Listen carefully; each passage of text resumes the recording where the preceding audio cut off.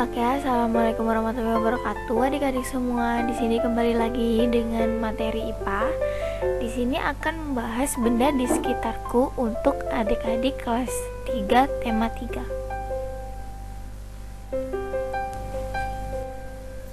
Untuk pembahasan yang pertama yaitu aneka benda di sekitar kita. Setiap hari kita melihat aneka benda di lingkungan sekitar. Benda-benda itu dapat membantu aktivitas kita sehari-hari. Benda di sekitar kita beraneka bentuk dan warna.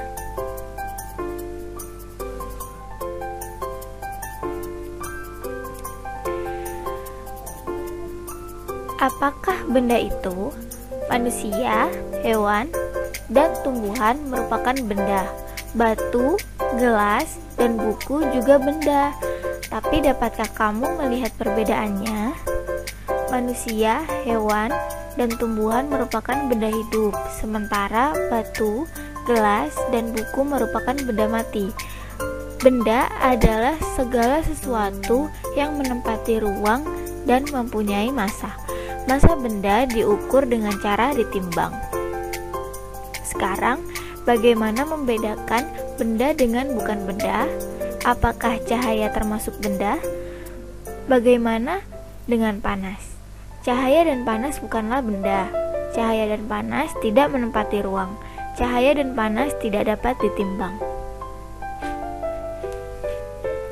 Sekarang, mari kita belajar membedakan benda dan bukan benda. Untuk gambar yang pertama, panas api unggun adalah bukan benda. Minyak goreng adalah benda.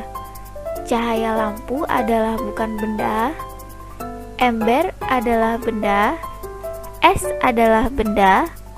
Balon adalah benda. Suara adalah bukan benda.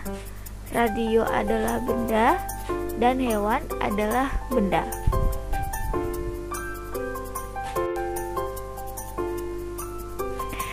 Benda-benda dapat dikelompokkan berdasarkan sifat fisiknya.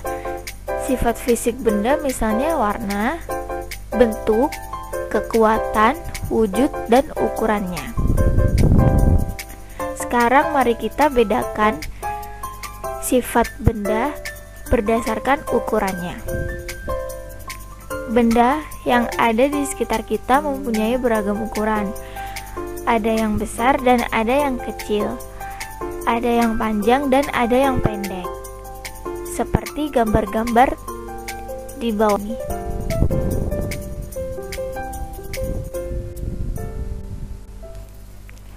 Kemudian sifat benda berdasarkan bentuknya.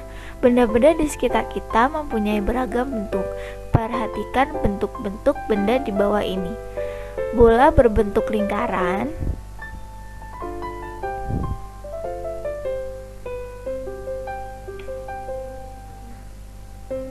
Jam dan rambu lalu lintas berbentuk segitiga.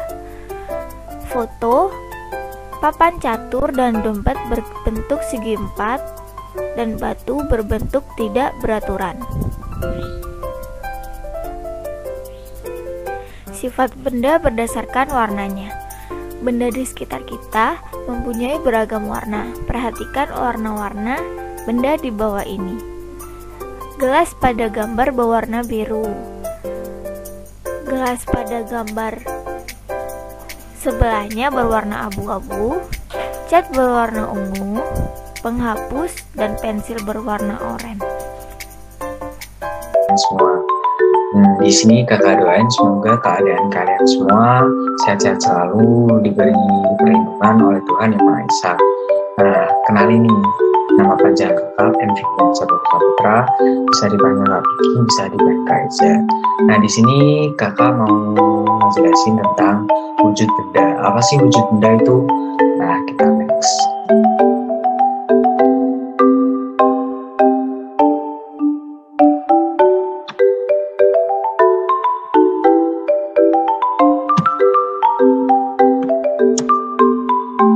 Benda memiliki ciri-ciri yang berbeda-beda satu sama lain. Di antara ciri-ciri benda yaitu benda itu memiliki massa dan memiliki volume. Apa sih massa? Apa sih volume? Nah, pasti ada kan volume. Mari kita next. Volume. volume disebut juga kapasitas atau isi. Volume adalah seberapa banyak ruang yang bisa ditempati oleh suatu benda. Nah, berikutnya massa. Apa sih massa itu? Dalam kehidupan sehari-hari, istilah massa sering disamakan dengan berat. Tetapi massa dan berat memiliki perbedaan nih, adik-adik. Massa di mana-mana sama, namun berat benda dapat berubah tergantung gaya gravitasi di tempat itu sendiri. Nah, dan nih, setiap benda yang ada di sekitar kita pasti memiliki wujud. Wujud benda dapat dikelompokkan menjadi 3 nih, adik-adik. Yang pertama ada benda padat, benda cair, benda gas. Nah, di sini kakak mau menjelasin sifat benda padat. Yang pertama, sifat benda padat 1. Bentuk dan volumenya tetap walaupun tempatnya berubah. 2. Memiliki berat dan massanya tetap. 3. Dapat berubah bentuk dengan cara tertentu. 4. Dapat berubah wujud menjadi cair atau gas. 5. Ada benda padat yang lunak dan ada benda padat yang keras. 6. Benda dapat digenggam. Nah, di sini mau kalau contoh ini. Ini kan handphone. Nah, handphone kan benda padat dapat digenggam juga. Nah, di sini merupakan salah satu sifat benda padat. Sifat benda cair. Yang pertama, bentuknya berubah mengikuti wadahnya. 2. Volumenya tetap. 3. Massanya tetap. 4. Mengalir dari tempat tinggi ke tempat yang lebih rendah. 5. Permukaan zat cair yang tenang selalu datar. 6. Dapat melarutkan benda. 7. Dapat meresap sesuai celah-celah kecil. 8. Menekan ke segala arah. 9. Tidak dapat digenggam. 10. Dapat berubah wujud menjadi padat atau gas. Nah, seperti yang kita ketahui, kalau adik-adik buat teh gitu kan, teh dikasih gula. Nah, kemudian kan dikasih air, kemudian adik-adik aduk nih. Terus kan gula tersebut kan larut nih. Nah, itu merupakan salah satu dari sifat benda cair. Nah, yang ketiga, sifat benda gas. Sifat benda gas yang pertama, bentuk dan volumenya berubah. 2. Menepati ruang. 3. Menekan ke segala arah. 4. Tidak dapat digenggam namun bisa dirasakan. 5. Dapat berubah wujud menjadi cair atau padat. 6. Benda gas tidak dapat dilihat. Nah, kita kan tidak tahu nih, kayak di sekitar kita nih ada angin, itu kan kita tidak tahu tapi kan kita dapat merasakan angin tersebut sebenarnya kayak gimana, itu kan dapat dirasakan. Nah, itu merupakan salah satu sifat dari benda gas ini, ada di sekalian. Nah, manusia itu tidak dapat lepas dari benda di sekitarnya. Keberadaan benda dapat mempermudah manusia untuk melaksanakan aktivitasnya. Di sekitar kita ada benda yang berbentuk secara alami di alam ataupun benda yang tidak dari alam. Nah, kita lihat nih, benda alam adalah benda-benda yang secara langsung diciptakan oleh Tuhan.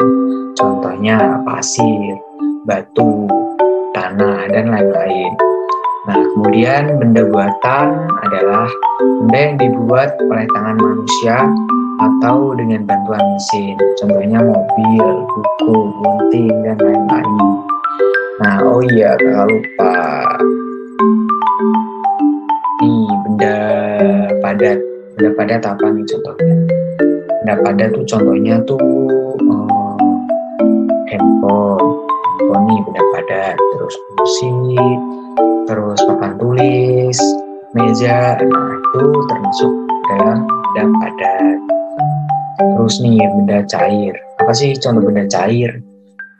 Contoh benda cair tuh seperti minyak, terus air putih, terus tinta. Nah, itu adik-adik. Terus gas, seperti yang ada diketahui pastinya, gas. Ada gas LPG, terus ada gas amoniak. Tahu nggak nih gas amoniak? gas amoniak itu kentut, adik-adik. Nah, itu ya contoh-contoh dari benda cair, benda padat, benda gas. Nah, sekian materi dari kakak ucapkan terima kasih. Semoga materi yang kakak berikan menjadi berkah. Oke adik-adik, selanjutnya kita akan belajar tentang perubahan wujud benda. Nah adik-adik sobat, perubahan wujud benda itu dibagi menjadi dua. Yang pertama, perubahan wujud benda akibat melepaskan panas. Dan yang kedua, perubahan wujud benda akibat menyerap panas. Oke adik-adik, kita belajar yang pertama dulu ya, yaitu perubahan wujud benda akibat melepas panas. Yang pertama, membeku adalah peristiwa perubahan wujud benda dari cair menjadi padat. Contohnya, air yang kita masukkan ke dalam kulkas menjadi es batu. Yang kedua, yaitu mengembun. Mengembun adalah peristiwa perubahan wujud benda dari gas menjadi cair. Contohnya, ketika kita memasukkan es batu ke dalam gelas, di bagian luar gelas akan muncul titik-titik air. Contoh lain yaitu ketika di pagi hari ada butir-butir air yang berada di pepohonan dan dedaunan. Yang ketiga yaitu mengkristal. Mengkristal adalah peristiwa perubahan wujud benda dari gas menjadi padat. Ayo, apa adik-adik contohnya? Jadi, contoh dari mengkristal yaitu terbentuknya salju. Oke, selanjutnya yang kedua yaitu perubahan wujud benda akibat menyerap panas. Yang pertama ada mencair. Apa sih itu mencair? Mencair adalah peristiwa perubahan wujud benda dari padat menjadi cair. Contohnya, ayo, pasti adik-adik tahu. Yups, betul sekali. Contohnya, es krim yang meleleh di tempat yang terbuka. Pintar adik-adik. Yang kedua yaitu menyublim. Apa itu menyublim? Menyublim adalah peristiwa perubahan wujud benda dari padat menjadi gas. Contohnya, kapur barus yang kita letakkan di dalam lemari akan terkikis habis kan. Dan yang ketiga yaitu menguap. Menguap adalah peristiwa perubahan wujud benda dari cair menjadi gas. Contohnya, saat memasak air, airnya mendidih sehingga air berkurang. Berikutnya, Kak Ausin akan menjelaskan tentang keajaiban wujud benda di sekitarku. Yang pertama adalah bertani garam.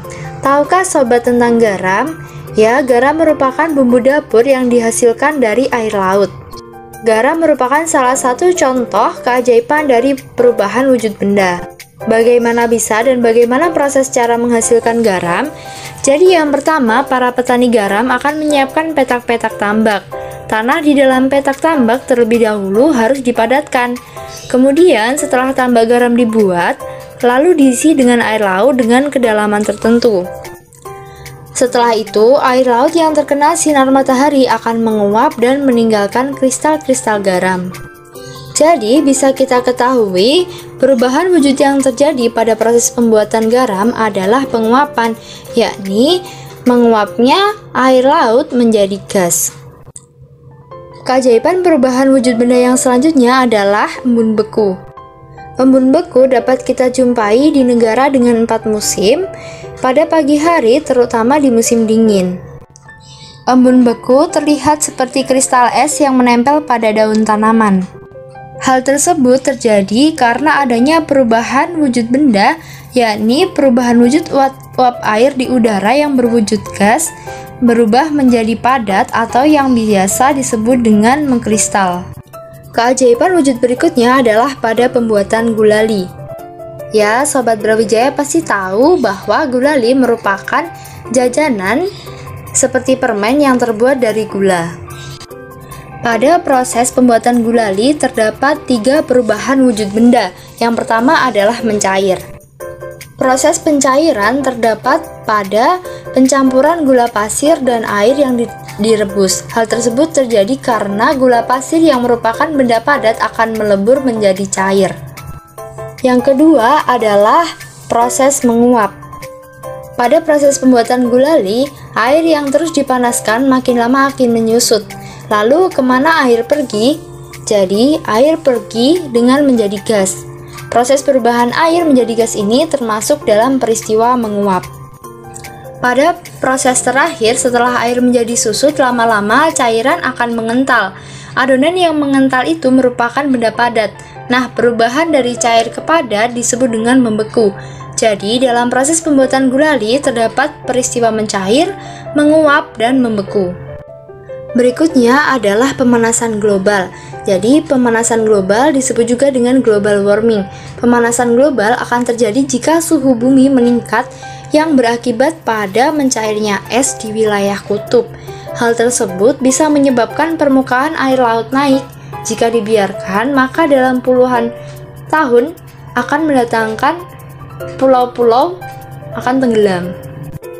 Jadi, pada peristiwa pemanasan global ini terjadi proses mencair, yakni dari es yang berbentuk padat akan berubah menjadi air. Keajaiban perubahan wujud yang terakhir adalah hujan. Air di permukaan bumi akan menguap terkena panas matahari. Uap air akan berubah menjadi awan. Awan akan mengembun menjadi titik-titik air. Kemudian titik-titik air akan jatuh ke bumi sebagai hujan. Jadi pada proses terjadinya hujan terjadi perubahan dari air menguap menjadi gas. Sekian video dari kami, kurang lebihnya mohon maaf, semoga bermanfaat. Wassalamualaikum warahmatullahi wabarakatuh.